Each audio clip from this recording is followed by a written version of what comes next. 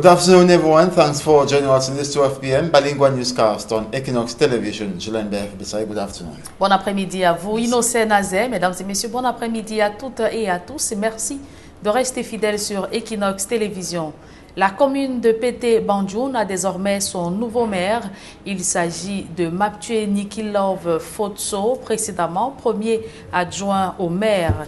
Elle a été élue par l'ensemble des conseillers municipaux présents durant l'élection. D'autres détails dans ce reportage de Leclerc Takem.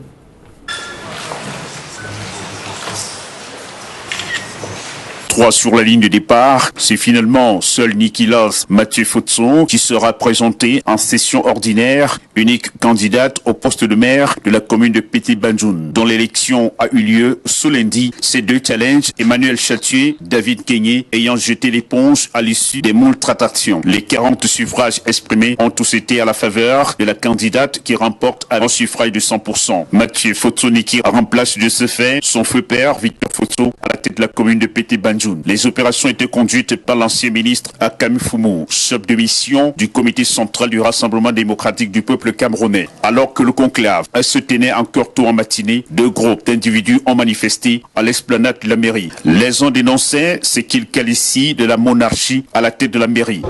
Nous ne sommes pas là pour donner l'impression à la population du compte qui est en particulier de Poumouni que nous ne voulons pas qu'il y ait de maire.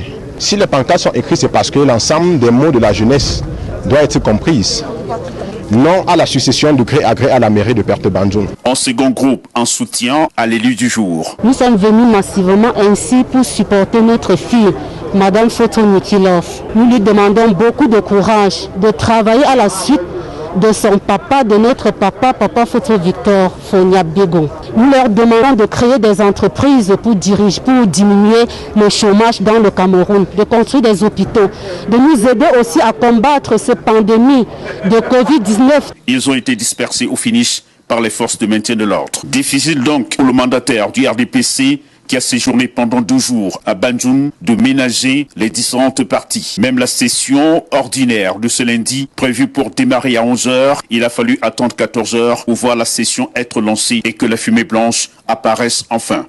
Malgré la douleur et le chagrin, je suis fier de cette élection que je dédie au patriarche Fotso Victor, à mes mamans, ainsi qu'à mes sœurs et frères, petits-enfants, arrière-petits-enfants, Fotso Victor. Cette victoire est le fruit de la mise en commun des efforts de tous les acteurs qui y ont contribué. C'est pourquoi je m'en vais de ce pas m'inviter de mon devoir de gratitude vis-à-vis de ces multiples acteurs. Notre premier engagement sera de subvenir aux besoins essentiels des populations, notamment à travers l'électrification, le ravitaillement en eau potable, la facilitation de l'accès des populations aux soins de santé, la poursuite du renforcement du plateau matériel et technique des hôpitaux. Maptue Liki aura la lourde mission de poursuivre l'immense œuvre du patriarche Victor Fotso, décédé au mois de février dernier. Évoquons à présent ces vives tensions enregistrées hier lundi au quartier Bali. C'est dans le premier arrondissement de la ville de Douala à la suite du décès d'un chef de famille suspecté d'avoir été contaminé au Covid-19. Cette version des faits des médecins est complètement rejetée en bloc par les proches du défunt qui affirment qu'il serait décédé d'un accident vasculaire cérébral. Steve Eboulet, Robert Mokobe, Innocent Abega et Xavier Foka. C'est du chassé-croisé ce lundi au quartier Bali à Douala. Entre les occupants de ce taxi transportant de force la dépouille de leur papa et les éléments de la gendarmerie.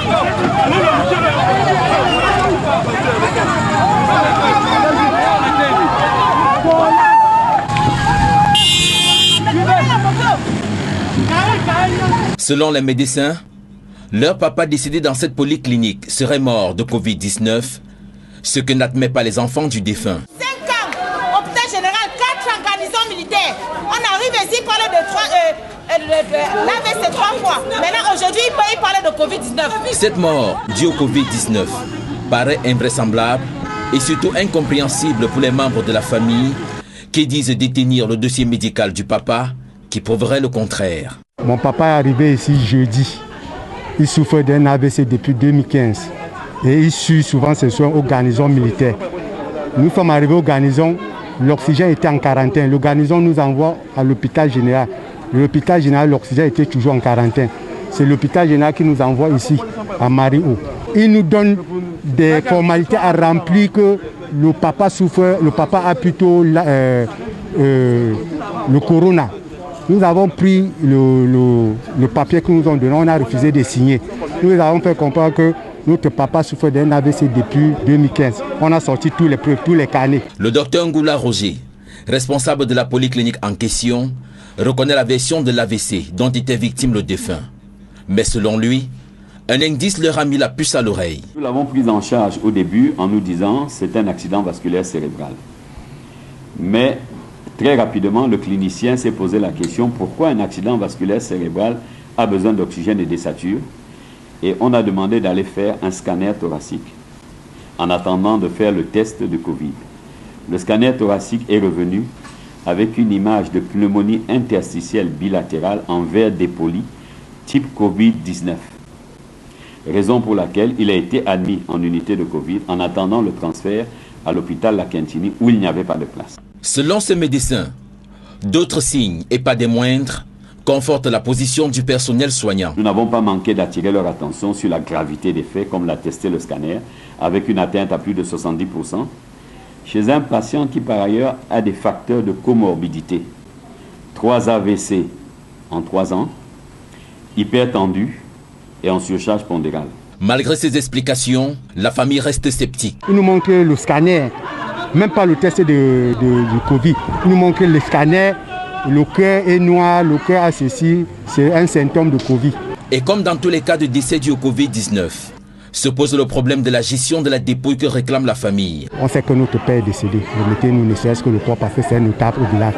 Il dit catégoriquement qu'il ne peut pas parce que le père est mort du corona. Dans ce cas de figure, la loi reste la loi et doit être appliquée. C'est une décision du gouvernement de la République qui est une décision de santé publique, car il est question ici de protéger non seulement la famille, mais de protéger tous les autres habitants et les individus. La dépouille enfin récupérée par les éléments de la gendarmerie est ramenée en attendant les équipes spéciales du ministère de la Santé publique. Scénario identique ce même jour, dans la même polyclinique, avec cette famille qui réclame leur sœur encore vivante. Le docteur réclame que c'est le corona. On dit que mais quelqu'un est tombé, elle est paralysée, elle ne parle pas. Corona comment? Depuis samedi, on n'a pas vu la patiente. On ne voit personne. Tout porte à croire que le temps que durera encore le Covid-19 au Cameroun, nous aurons assurément droit à d'autres scènes similaires.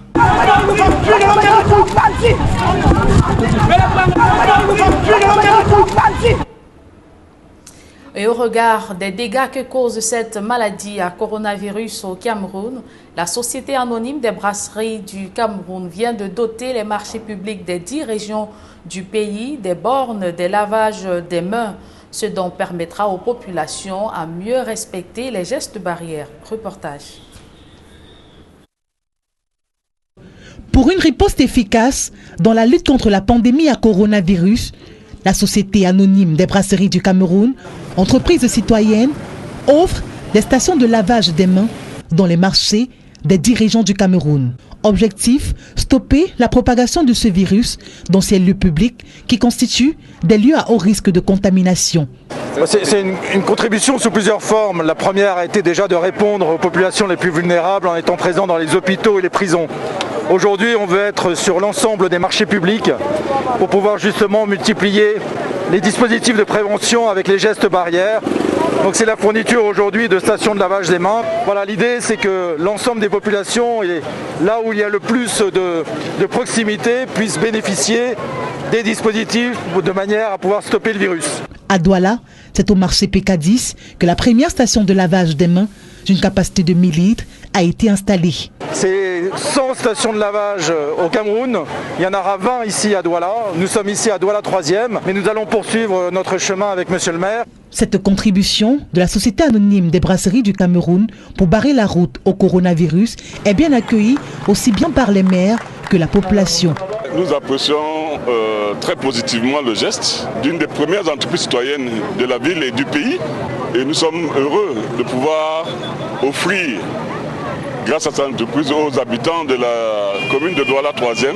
Nous remercions le maire et la brasserie du Cameroun d'avoir pensé à nous, la population de PK10, pour le combat du coronavirus. Nous disons merci aux brasseries du Cameroun et au maire de la ville pour le réservoir d'eau. Grâce à ça, on ne souffre plus, on lave bien les mains. Merci encore une fois de plus. Ces autorités appellent les habitants à faire bon usage de ce don de la SABC qui leur permet d'appliquer l'un des gestes barrières essentiels au Covid-19 qu'est le lavage des mains. Il faut que ces infrastructures soient utilisées avec beaucoup de responsabilité pour que l'on puisse les garder pendant longtemps et qu'elles-mêmes veillent sur non seulement leur utilisation, mais sur la gestion qui est une gestion assez rigoureuse. Cette action de mise en place de stations de lavage des mains sur toute l'étendue du territoire national par la SABC pour mettre fin au Covid-19 intervient après leur premier élan de solidarité à l'endroit des hôpitaux et des prisons. Alors que les cours sont interrompus dans les établissements primaires, secondaires et supérieurs du fait du Covid-19, l'École supérieure des sciences de la finance, de l'assurance et des risques opte pour le e-learning. Cette plateforme numérique permet aux étudiants de cette école d'échanger avec leurs enseignants, mais également de suivre les cours en temps réel. Reportage. Au sein de l'École supérieure des sciences de la finance, de l'assurance et des risques, ESFAR, située au quartier Mfandena à Yaoundé, la pandémie du Covid-19 n'a pas mis à mal les enseignements. Cet établissement d'enseignement supérieur a activé son système de e-learning qui lui permet de fonctionner dans toute sa plénitude. Grâce à nos plateformes de formation à distance, nous avons pratiquement achevé l'année scolaire. Et les concours sont déjà ouverts pour la rentrée prochaine, qui démarrera en octobre comme prévu. Nous avons, avec les outils que nous avions déjà ici à l'ESFAR, la technologie du e-learning, nous avons commencé les enseignements depuis le 30 mars 2020. Dans le cadre de ce dispositif, bien des atouts supplémentaires sont mis à la disposition des étudiants. Une plateforme numérique qui sert de classe virtuelle pour dispenser des enseignements à distance, c'est-à-dire le cours magistraux, les travaux dirigés, et surtout échanger en temps réel avec nos étudiants par visioconférence et messagerie instantanée. Techniquement, le dispositif de l'ESFAR pour déployer son système d'e-learning s'appuie essentiellement sur l'objectif de l'efficacité. À travers la salle de classe virtuelle, qu'est-ce qui se passe? Il a le prof qui est de l'autre côté de son écran aussi et qui est en train d'expliquer le cours. Et donc, il suit ce cours-là comme s'il était dans la salle de classe avec le professeur. Et c'est la même chose pour tous les camarades et pour tous les niveaux. Ainsi, les enseignements se dispensent avec la plus grande fluidité, doublée d'interactivité. X moins Y moins Z est égal à 1. Moins Y. Moins X. Attention, la deuxième c'est moins X, hein, sauf si ça donne la même chose. Avec cette innovation en e-learning dont la maîtrise est certaine, l'ESFAR affiche ses ambitions pour un enseignement de qualité. Notre ambition est d'être l'école privilégiée pour les étudiants de la sous-région qui veulent se donner les meilleures chances de réussite dans un environnement difficile, mais également pour les cadres d'entreprise afin de leur permettre de mieux assurer la maîtrise de leurs organisations à travers la formation continue. Créée en 2018, l'École des sciences de la finance, de l'assurance et des risques, dont la devise est l'école autrement, dispense des formations en actuariat, en ingénierie financière, en statistique et big data et en système d'information. En son sein, les enseignements s'étalent du niveau 1 au master 2 avec le concours des partenaires internationaux de cet établissement qui sont l'Université Paris-Dauphine et l'Université Côte d'Azur à Nice. Pour la prochaine rentrée académique, les dates du 25 juillet et du 12 septembre 2020 ont été arrêtées pour les concours d'entrée à l'ESFAR. Voilà qui met un terme à la première partie de ce journal. La seconde est en langue anglaise avec vous, Innocent Nazé. Good day once again. Thank you, Jolene. Good day once more. And to our viewers, good day as well. Thanks for staying with us. 17 alleged separatist fighters have dropped down their arms in order to embrace normal life that is in Mwabong, in the Kupema-Nunguba division of the southwest region of Cameroon. They say the reason why they picked up arms against the state is due to the uneven distribution of resources. Their plea is that government meets the aspiration of English speakers in the northwest and southwest regions of Cameroon for the war to end. Details with Manchika Gabriel. The absence of motorable roads from farms to different market points in Kupema-Nunguba division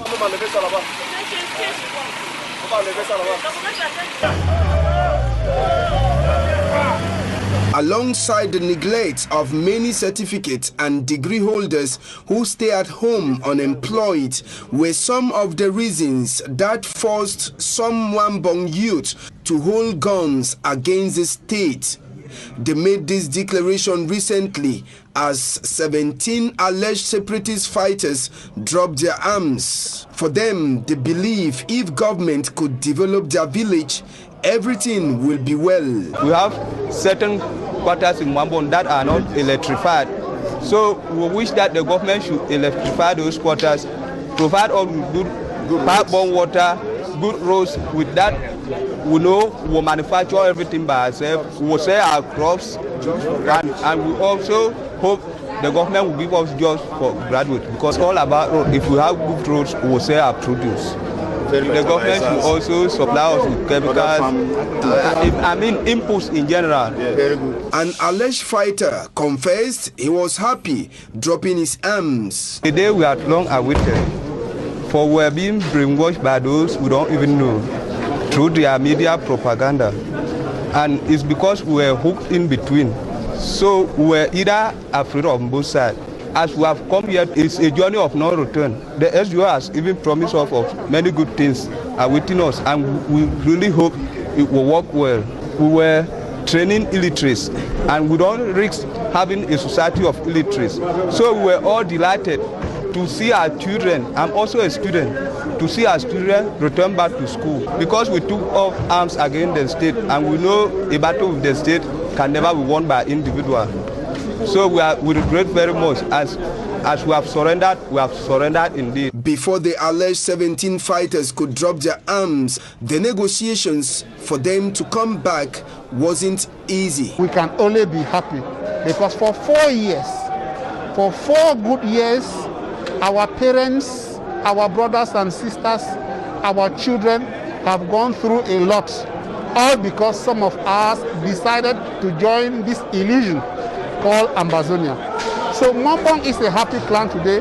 Sons and daughters of Mwambong are extremely happy. Those still with arms in the forest have been told to drop them and come back to their normal life. I'm very happy for this historical move my people of Mwambong have done. Mwambong is like a prodigal son who was out of the national institution, but they are back. And I want to seize the opportunity to ask those remnant guys who are still in the bush to drop down their guns. We're ready to continue to work with them, to help them to come back in the normal life. It is reported that at least 6 alleged separatist fighters were killed in a tough battle before these 17 dropped their arms.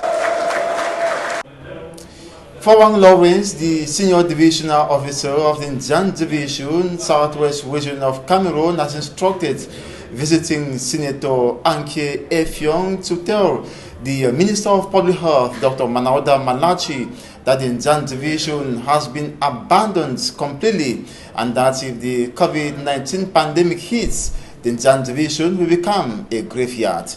Details with our reporter, Derry Jato. We urgently want. The cry of some administrators on COVID-19 danger on their doorsteps get more louder as the number of confirmed cases of coronavirus hit 2,500 plus in Cameroon. In the whole of India, there are just 4 medical doctors, meaning that if there should be a case in India today, I'm sure Indian division is going to turn itself into a graveyard. That is not our wish. To say we need thermal flashes, we need more medical personnel. They say their division is not able to attack and will not be able to defend if COVID-19 strike. Besides the lack of personnel, the health facilities themselves are not even there. Makes us a very, very vulnerable population. And today, Senator Anki Afion Rebecca Ama of Njan Division is intervening by providing preventive kit to the entire division. From Bakassi to Ekondo Titi, Dikome Balwe to Mundemba, not leaving out Toko Subdivision.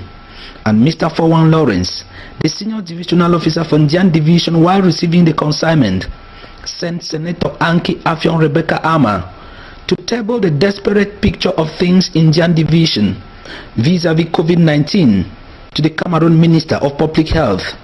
I am therefore calling on the powers that be, especially Madam, the donator of this gift, that she should go and elect residents, I use the word elect residents, in the office of the Minister of Public Health, to tell the Minister that India has been abandoned to itself, that there are only 4 medical doctors, and that even the district hospital in Mundemba, there are only 4 nurses, beside the chief of the district hospital.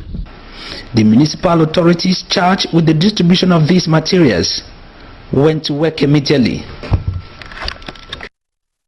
Traders of the Mabanda market in the Douala 4 municipality have expressed their discontentment after their market supervisor and the mayor went beyond the measures taken by the government of Cameroon, authorizing them to operate from 7 a.m. to 4 p.m. The supervisor of the market has ordered that they should work in shift and sell, that is from 10 a.m. to 4 p.m. notably for shop owners. Immaculate Fogwe has more. The outbreak of the coronavirus in Cameroon has greatly affected business activities. Before, traders of the Mapanda market in the Douala 4 subdivision had no specific time to operate. But now, they have very few hours to go along with their business activities. This follows the decision taken by the mayor and the supervisor of the Mapanda market, who have gone beyond the measures taken by the government of Cameroon, calling on traders to operate from 10 a.m. to 4 p.m.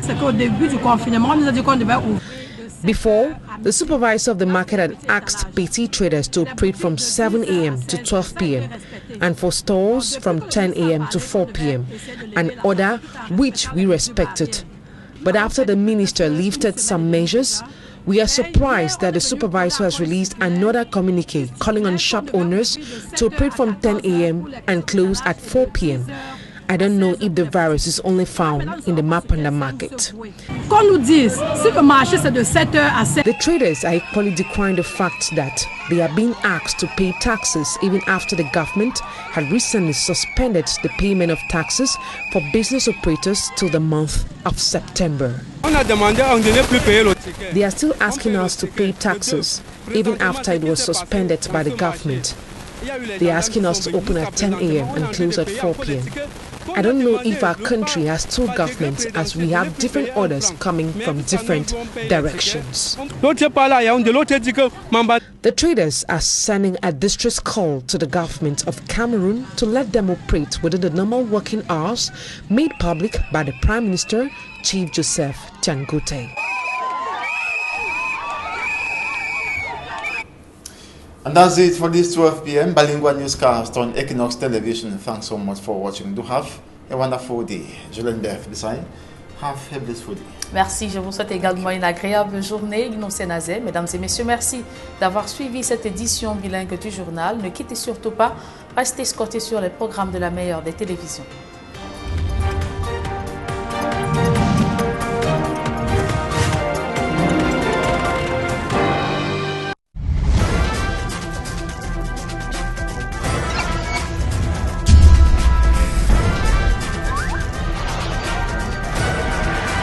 Equinox Télévision, au-delà de l'image.